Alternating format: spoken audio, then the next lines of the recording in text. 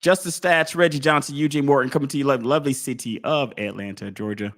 And Eugene, there is cause for concern in Steelers land. Let's go full screen to my Steelers pictures here because they deserve full screen. There's full screen concern here. Yeah. Here for the podcast audience, I just went full screen to my Steelers. There's concern here. So the Steelers, and we'll go with Russell Wilson first. He completed 80%. You think 88 out of 10 is pretty good, right? You think, hey, man, this guy still got something in the tank. But there were 447 yards over 5 series. And it says the unit picked up only 1 first down while averaging 1.6 yards per play. Mike Tomlin says we didn't do a good enough job of protecting the quarterback. We got to do a better job in pass protection than we did, not only in possession downs, but in general, just in general. I was really upfront with the group about it. In that regard, that can't be a problem for us. Okay. And they said Fields is taking over too. So Fields took over. But still pretty paltry. I think they 10, you might have 10 series between both of them. I think both of them have 5 series combined. 10 series between the two. And in the 10 series, you have 3 points. Before I just rant on this forever because I'm a Steelers fan, and this is just seeming like so much more of the same. What are your thoughts on that? Well, they addressed the quarterback, but you still haven't addressed your offensive line. I mean, that's been the biggest issue. That's Achilles heel for a long time, man. It really has been. And it's not like they put money. I thought they got a couple guys come in today. I thought they looked. I gotta go look and see what they did there. They did, but they've got some still injuries on that line. It's just for whatever reason, I don't know why they can't get that figured out. That's been just like you said, their Achilles heels. Because I mean, let's just face it. You got to give, especially Russell has to have more time to throw. He's an older quarterback, and Justin. Yeah, you don't want Justin just breaking out there every time. The line's going to break down. Then he'll become natural. He'll start not trusting. Exactly. He'll start running quicker. Right, and then you don't know. Then you're still what you're at last year. What do you have? So, I mean, it's still one of those teams that you're still going to put them down for 9 wins.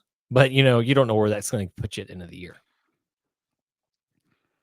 My biggest concern is, and this is one of the issues that I think we had with Arthur Smith years when over the few years he was here, and which is crazy because he's now in Pittsburgh.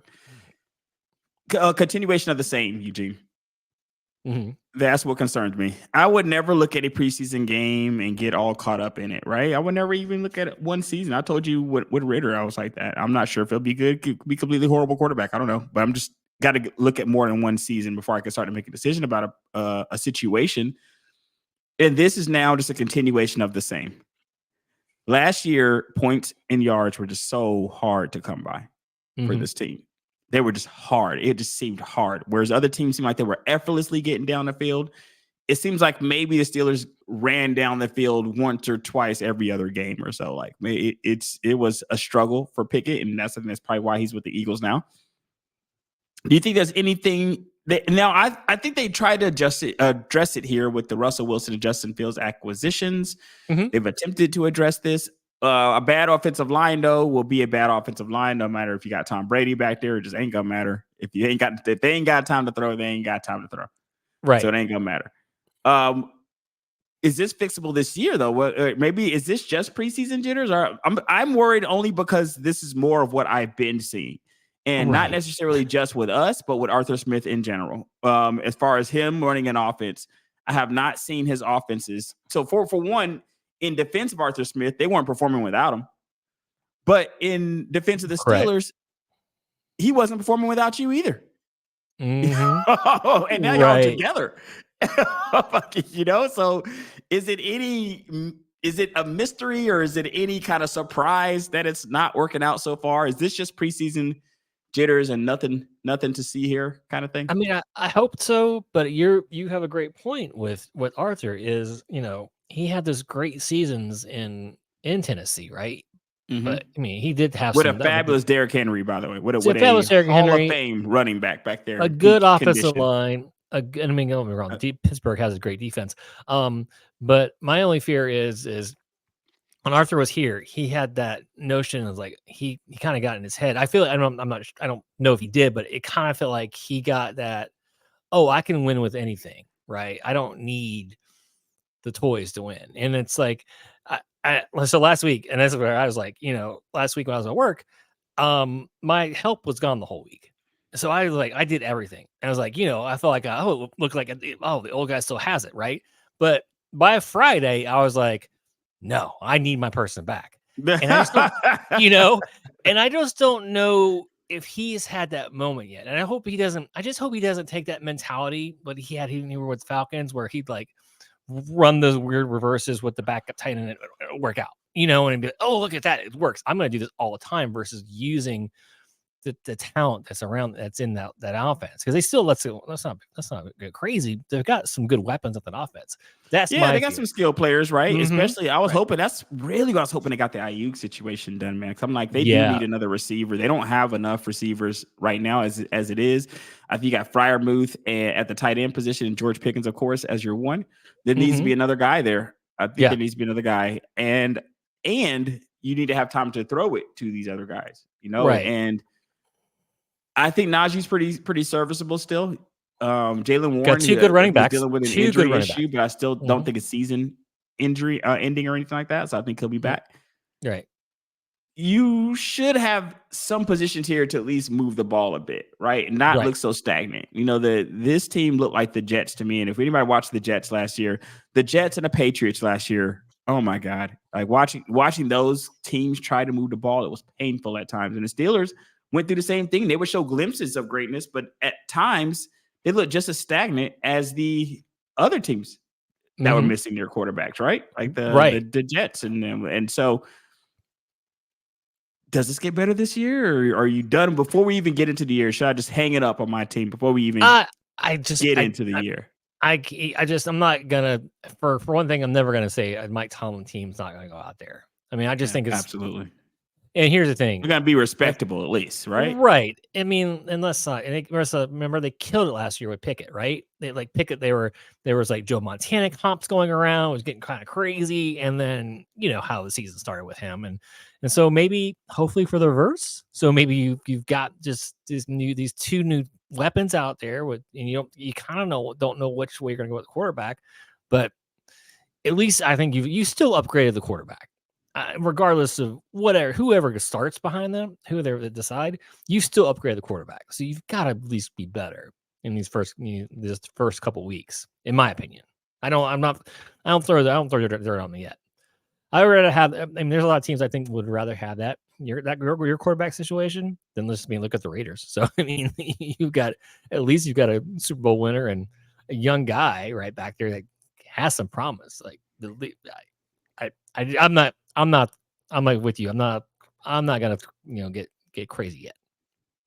Right. Can't really bail. Mike Tomlin's gonna keep us there. I love the Steelers. I think we're gonna be in it to a certain degree. I just don't know if we will ever get over the hump until we get the offensive line and the quarterback situation figured out. Like it's gonna be hard. Now, one of the things that the Falcon I've gotten figured out here is we do have a new signing here in Atlanta on ATL. Couple signings. We'll talk about both of them because Justin Simmons was actually the second signing. It was what an amazing week for the defense for the Falcons. So let's get into Justin Simmons first. Safety, $8 million deal, $7.5 million guaranteed for him. Let's see if I can pull up some stats for him. All right. Let's see. 6'2", 30. How many years? He's been in the league quite some time. About 7 years, looks like here. 7 to 8 years. A little bit of a down year.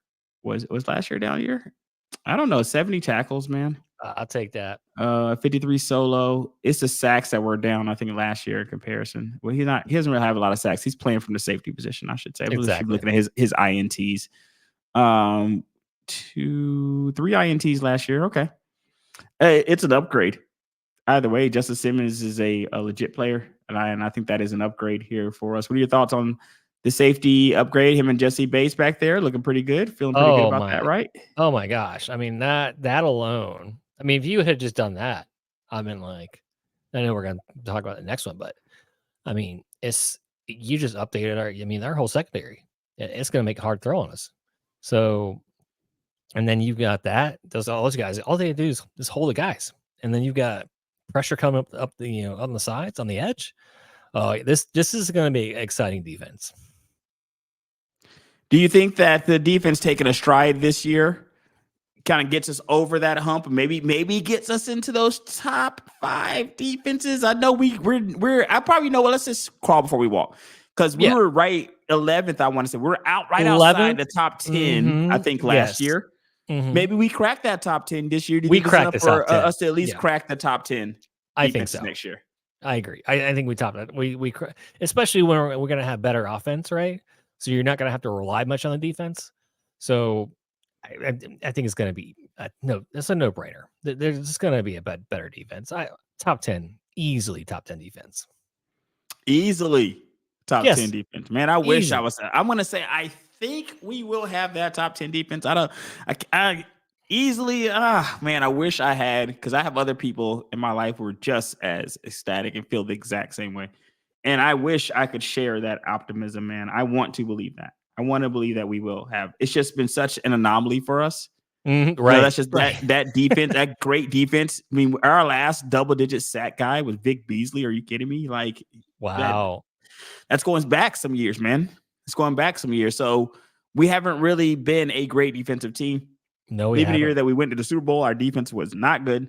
That year that we went to the Super Bowl. So, and you can see by giving up a 28-3 lead, you saw what happened. Defense got exploited second half of that game. So let's talk a little bit about our boy Matthew Judon. Let's get into him real quick. Matthew Judon, he's on the line. Guy we're looking for on the line right there, right? We got him for a 2025 third-round pick from the Patriots. What are your thoughts here on Matthew Judon? And that was before we even got to the Simmons. So the Simmons was like the cherry on top. We were already excited about Judon. We were excited about this, and then they signed Simmons. It's like, wow. And they just kept in, and then the defense got better and better. I mean, finally, we have our edge rusher. Everyone is griping about our edge rusher. We finally got one. And a dude, right? Just a straight up dude, died. When I heard that, I was like, I saw it come over on Twitter. I was like, no, that can't be right. So I had to go like three different sites. Like, oh, this is actually happening. So, I mean, I'm excited. It's like we can fight. We finally have optimism. I think. I mean, I think we had it before, right? I think we felt like this team was a playoff team before any of these signings happening. This definitely puts us in the driver's seat for the division. Because I mean, this defense is. I mean, if you look at what we're playing against for the division, I mean, other than Tampa Bay's receivers, there's nobody that can really touch this defense and within the division. That is very interesting. Let me see here. Let's go to some stats. It's just some Judon stacks here. So was he injured last year? He was injured last year. Yep. Mm-hmm. Okay. Let's say off year last year. He played almost all the games in the other seasons, though. Like when you look at going back to, so him and Justice Simmons, same season, going back to the 2016 season for both of those players. Let me see if we got any sacks. So 4 sacks last year, but the year before that, 15 and a half, and the year before that, 12 and a half. So I'm happy we can just get that number to 10. If we can get to a guy with 10 sacks on this team, then that's how abysmal it's been here in Atlanta. Just get into a guy that has 10 sacks. You feel very happy about that. We send Grady Jarrett back out there. We signed AJ Terrell, got Jesse Bates. What do you think the ceiling is? We've already said maybe going into the top 10. What do you think the ceiling is for now? Here's the most important thing. Most important question. The most important question for all of us fantasy guys out here. Are the Falcons finally constructing a defense that could be picked in fantasy football? Oh, absolutely. Yes. Are we there yet? Are we there? Yes. Because that's amazing if we're getting there. Yeah. Yeah. Because that's a good thing. Because because it's like now both sides can kind of rely on each other, right? So maybe the defense or the offense doesn't start off right on fire. Well, you got that defense kind of back you up while you guys get ready. So you guys get your bearing straight while the offense gets bearing straight. But absolutely, this is, I mean, there's no doubt this is already, was it, right outside the top 10 defense last year, and now you add Yeah. these other pieces. I Mhm. mean, if it's not top 10 or better, then that's gonna be a disappointment, So for you, it's top 10 or bust. And I can kind of understand that given that we Yeah. were 11 last year, because if we were 11 last year, to at least going up to 10, you need you got to go up to 10 to at least get some improvement. If you're at 11, you're just where you were last year. So you kind of force yourself to break into that top 10 just to say that you've gotten some improvement there, right?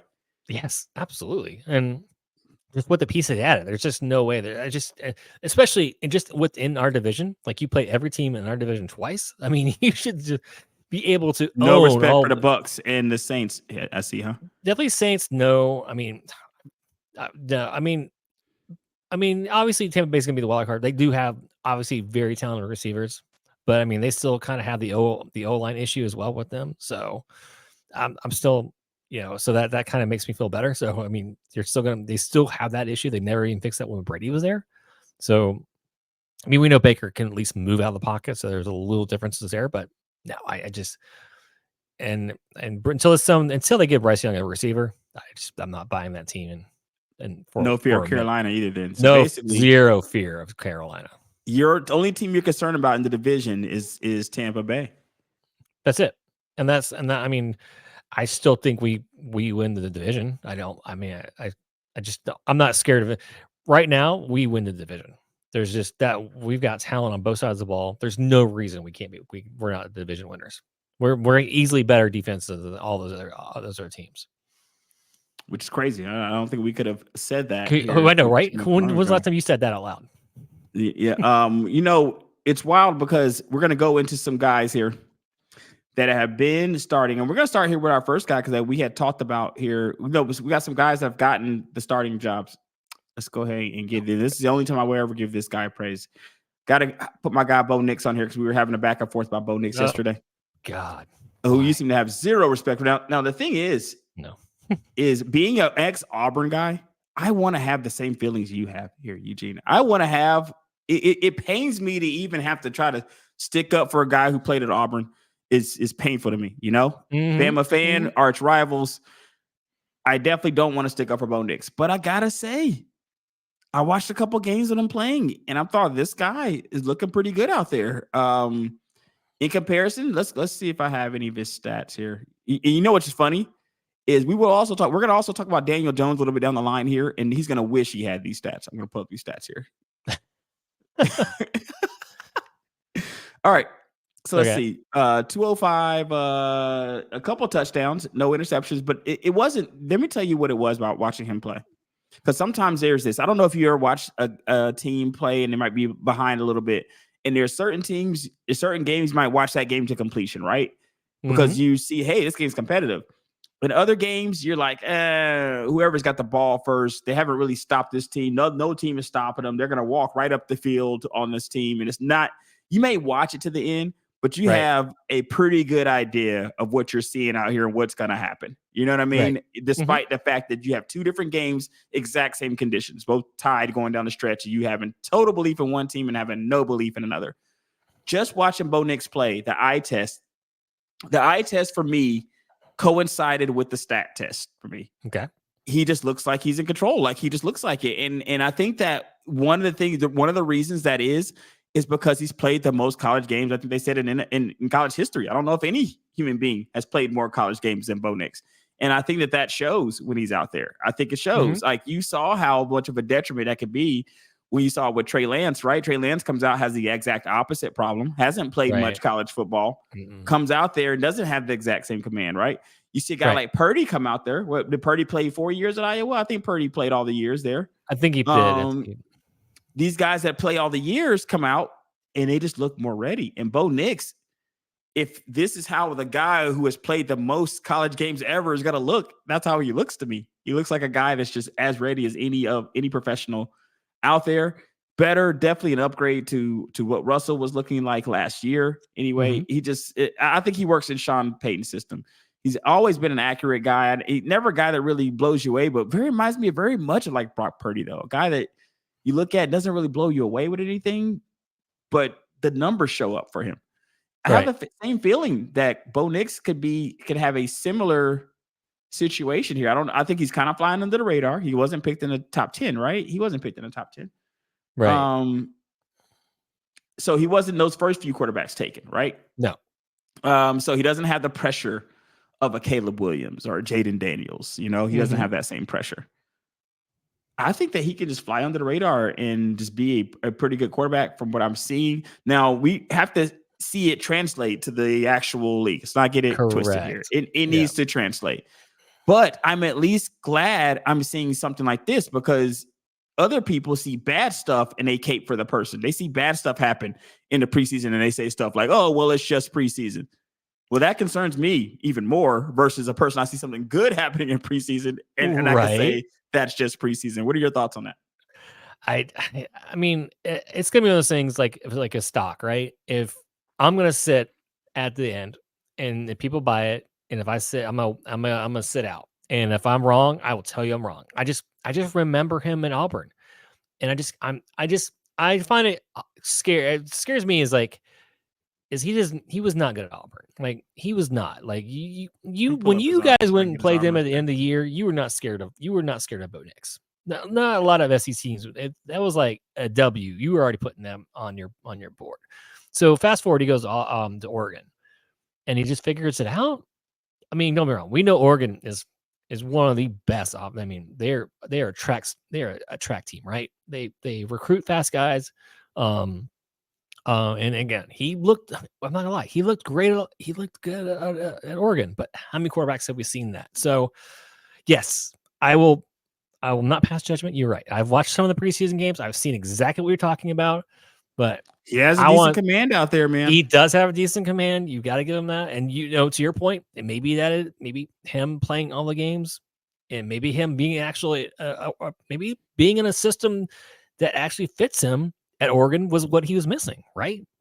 So I don't know. I'm gonna wait. I've just seen so many years of the SEC, and it's like if you can't cut it in the SEC as a quarterback, but you cut it at Oregon, you think you're gonna cut it in the NFL?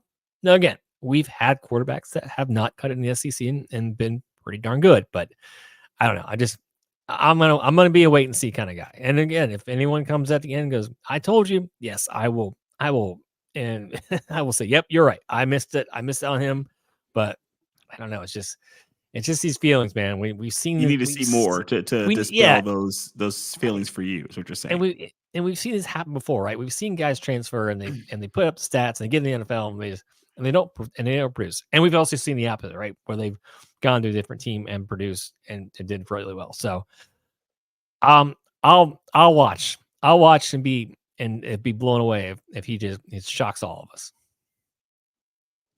I'm trying to get his stats here pulled up for Auburn, and they're not horrible. Let's go ahead and see if I can share this quick without having all kinds of pop-ups and stuff happening here. All right. So when I look at his Auburn stats here, one of the things that I notice is the increase in productivity. Let's go look at his percentage. Okay, so his percentage is 57.6 as a freshman, 2019. Okay, 59.9, 2020, 61, 2021, 71.9, 2022, 77.4.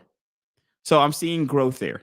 I'm seeing growth as I go through these years. That's what I want to see. I don't want to see any kind of step backs. You know what I mean? So I like what I'm seeing there. Let's look at his yards. Let's look at his yards. 2542 at Auburn, and 2415 at Auburn. That was 11 games, shortened season. 2293, also in a little bit of a shorter season. Looks like there 10 games. 2293, that was his last year at Auburn. 3593 in 13 games at Oregon, and then 4508 in 14 games at Oregon. His rating 125 freshman year, 123.9 2020, 130 junior year, 165.7, 188.3. So in a few of those categories, what you see is growth, and you're actually seeing it happen, like kind of like right in front of your eyes. I feel like Bo Nix, for as much as I might dislike the fact that he played for Auburn, It's a new day. He's in the NFL. Got to put my objective hat on. I got to say, Bo Nix is looking like he's doing things the right way to me because he's taking the long way. He's not. There's no real shortcuts here. He's played a lot of games in college, and it looks like these steps in improvement have been gradual steps, but they have been gradual steps in the right direction. So I will be interested to see, because if you're then just charting the growth, you could say, well, I saw this happening from 2019 up until now. You could see him kind of incrementally getting better.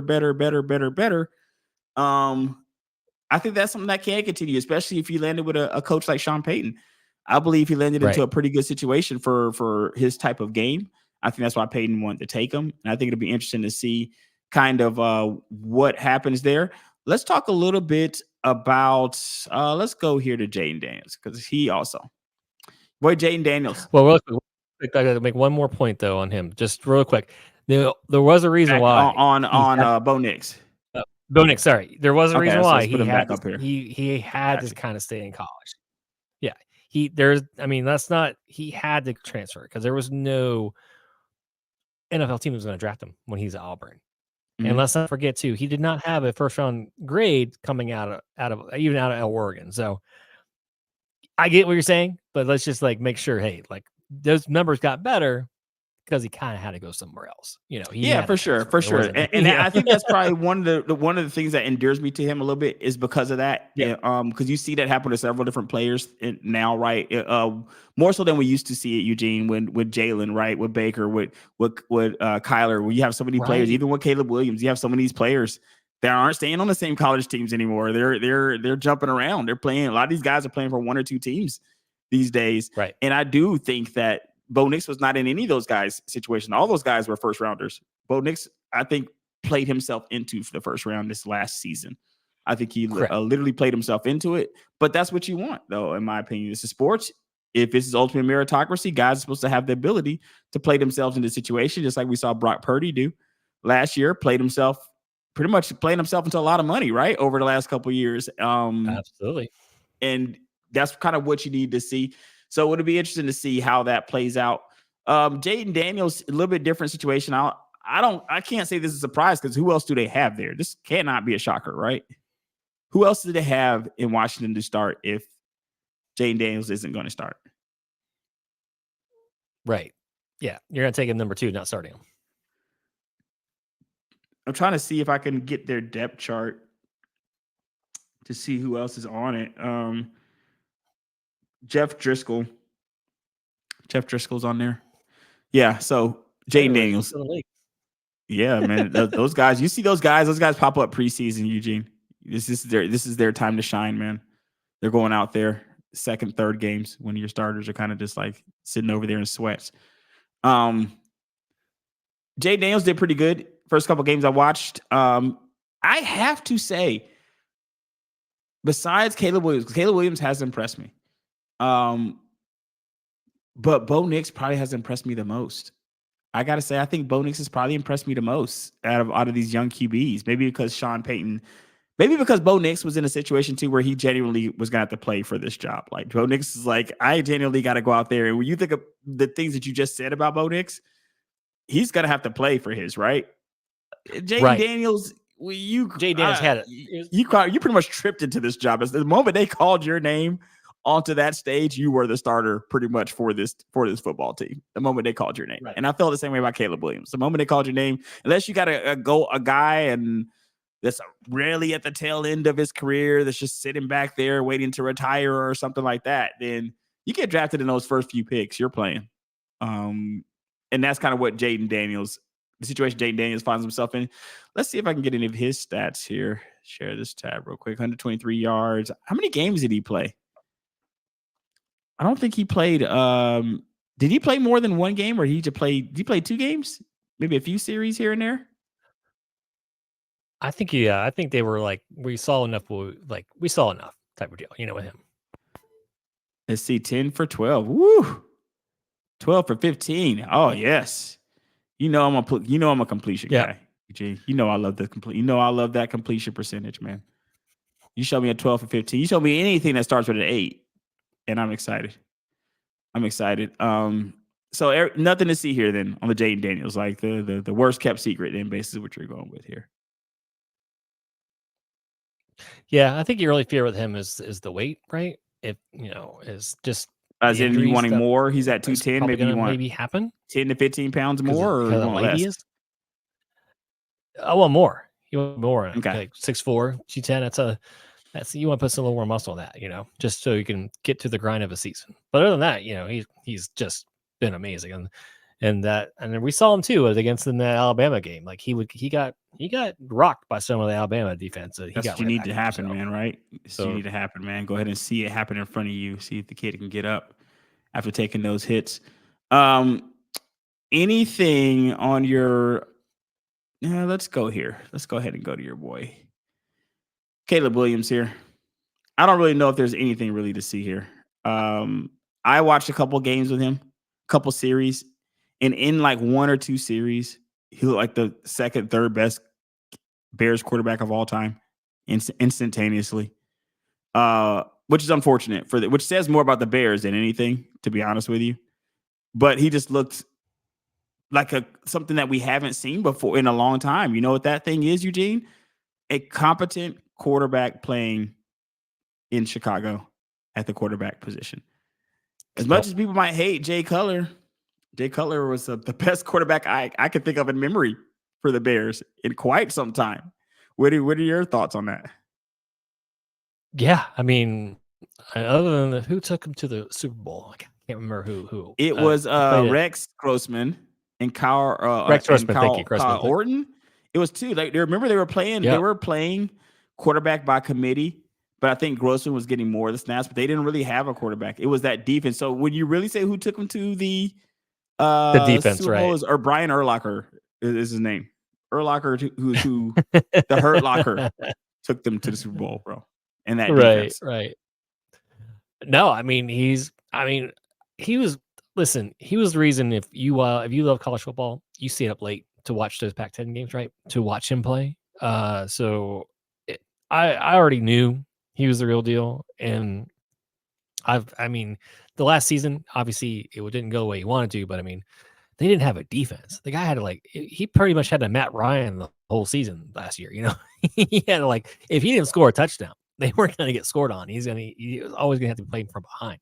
So, yeah, he's been exciting. We've seen him just make those we call him. He's called Baby Mahomes for a reason, and I'm excited to watch, and I'm pretty sure the Bears fans themselves are excited to see what can happen with him. Do you think even this early that he's already one of the better, at least quarterbacks on paper that you've seen here? Like, I didn't get this feeling for Trubisky. I knew when they drafted Trubisky, he was like, Caleb Williams gives them automatically a sense of this may be, you guys really may have a quarterback here, which would be something for the city to really get excited about if it's true, which is preseason. He had 170 yards. I think I want to say it is 50% on his completion percentage, which is not setting the world on fire. No, do not like that. But at the end of the day, last game he's doing what he's got to do. Right. In the last game he played, he started off a little rocky, and then he kind of, got to put it all together, which is what you want to see, right? You want to see a guy, hey, maybe he doesn't start off the great, but another good thing too, they talk about defense. They're gonna have a good defense. So it's gonna be allow him for time to, to turn that curve, right? I mean, he's still probably gonna have the rookie mistakes, but he's gonna have a good defense behind him. He's got good offensive weapons too. So he's in the perfect situation right now. Good offensive line, good weapons around him, and a good defense. There's not a young quarterback, so they can kind of let him go out there, play a little more free, make some mistakes. But like I said, he's going to be just, I think, like that mid-season. That's where you're going to see the magic happen with him. Good Bears fans, something to get excited about. At least on paper, we'll see how that kind of turns out. Now we're going to spend our last guy here for our New York fans here. This poor New York. This, my Giants fan, my friends that are Giants fans. Every single year, the last few years, when I talk to them, they're not really all the way in on Daniel Jones, but they feel like they kind of Mm. have to be. So they'll try to cape to me. Well, he has this and he had this going on, and now that this has been removed, now we can do this, and now we can do that, and now now the story's gonna be they got neighbors now. Now he's got a guy, and he could do this and he could do that. I think what is unfortunately true is that Daniel Jones is not a great quarterback. He's not the guy that's going to get you over the hump. Even if he gives you serviceable time on the field, he wins you a game or two. It's just hard. How can you look at yourself in the mirror? And this is the same thing I would have felt even about us down here. And I told you, I don't have any problem being critical of teams that I love. When we had Kenny Pickett, I told you that Kenny Pickett wasn't it. When we had Mariota, even going to Ritter, I said, Ritter, we give Ritter a chance, but never said Ritter was it. And I knew Mariota already wasn't it. I don't mind talking about my favorite teams and feeling like the guy we have as a signal caller is going to be inadequate to get us to that next level. And that's kind of how I feel about Daniel Jones here. No matter how you shake it, you are what you are. You are what you are on the field. That's why I love sports. Because people even she'll still try to talk you out of that. They'll try to talk you out of those facts, but at least I have something that's not just coming out of one of our mouths that says how good a guy is. You see him at preseason, and I saw the exact opposite of what I told you I saw with Bo Nix. And this is not just preseason. Right. Forget preseason. This is the last few times I've seen Daniel Jones play. Outside of preseason, the last season or two, the same thing that I saw when I saw Kenny Pickett play, the same thing I saw when I saw Marcus Mariota play, on my favorite teams. Not enough is what I saw. When we see Bo Nix out there, and I'm like, man, for a rookie, man, this kid's out here executing. He's got a pretty good command of the game. You know what's going on out here. I watch Daniel Jones, and it just feels like yards are hard to come by. They feel difficult. You're hoping he doesn't fumble. You're hoping he doesn't throw an interception. He's supposed to have gotten that handled, but now with no Saquon Barkley, are the Giants in trouble this year? What are your thoughts on Daniel Jones' preseason performance? Or are we just being too hard on the guy? Let's look at that 138. Look at that two interceptions there. We've seen it. It's the same show, right? We got fooled. We all got fooled by the Saquon Barkley season. And and he should really give a lot of that money to Saquon because he really should get that contract. Absolutely. I mean, yes, right there, he has your typical quarterback size, right? He's 6'5", he's 230. And listen, he throws a nice ball, and sometimes he throws it to the wrong, to the other team, and it looks really good. I think at this point, I think we've seen it. We just never, guys usually don't change, right? I mean, you get those. Don't get me wrong. We got two unicorns in back-to-back seasons, right? Baker definitely changed our kind of outlook, but Geno Smith, right? Geno and Baker, correct. Geno and Baker, but Geno kind of came back. Geno fell from further though. Geno fell. Baker was a number one pick and still took a team to the playoffs with Cleveland. So Baker, you could look at Baker seasons, and if you were to add up all Baker seasons, I feel like his worst seasons would be the outlier seasons versus the opposite with a guy like Daniel Jones. His outlier is the good season. Right. And it seems like guys want to, and that's the thing too with, I think the difference is people want to play with Baker. People want to play with Geno. You don't get that sense with Daniel Jones. He's like, you don't see them like the New York, like people are knocking down the door to go, who I want to play with is Daniel Jones. Wow. Yeah. I just think it's out. I think we've kind of seen it. We had the one smoke screen season, but other than that, it's been kind of the same thing. I think we're going to get the same thing this year. And I think this is the last year of that contract where they can move off of it, where it's not like a huge cap hit. So this was a 2-year contract anyway, and they can move off from after this year of the cap hit. I think that's exactly what you're going to see.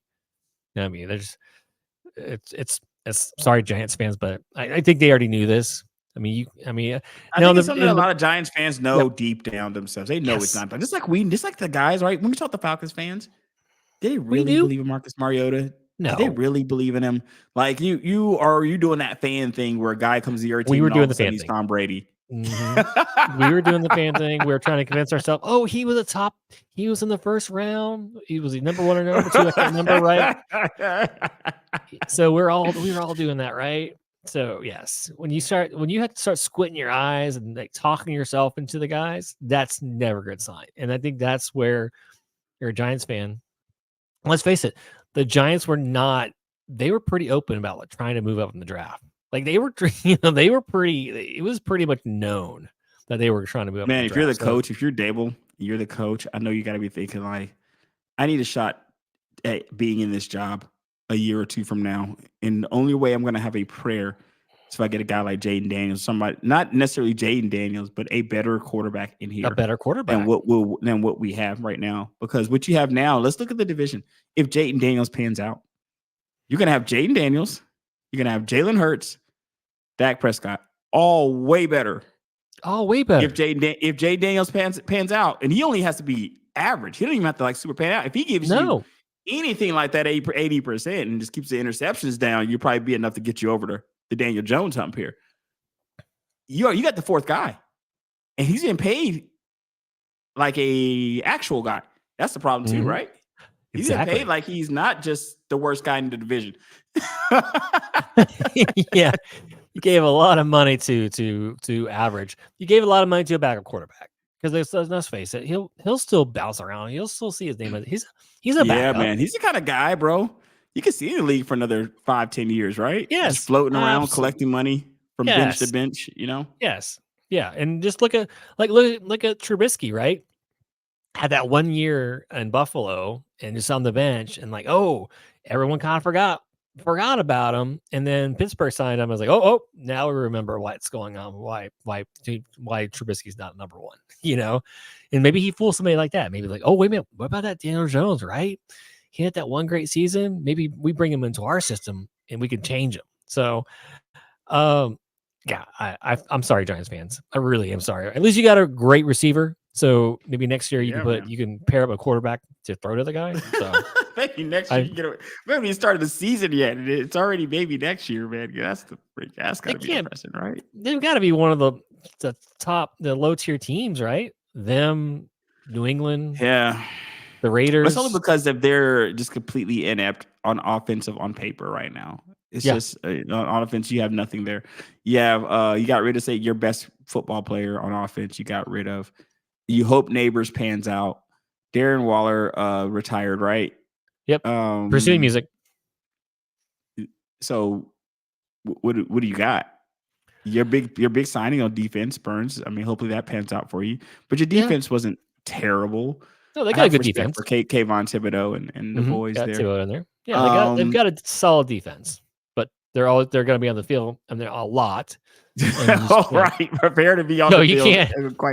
You can't expect your guys to go out there, 3 out all the time and bail out your offense. Like they've got to move the ball at some point, and that's what you're hoping on. That's what you're praying on is Daniel Jones.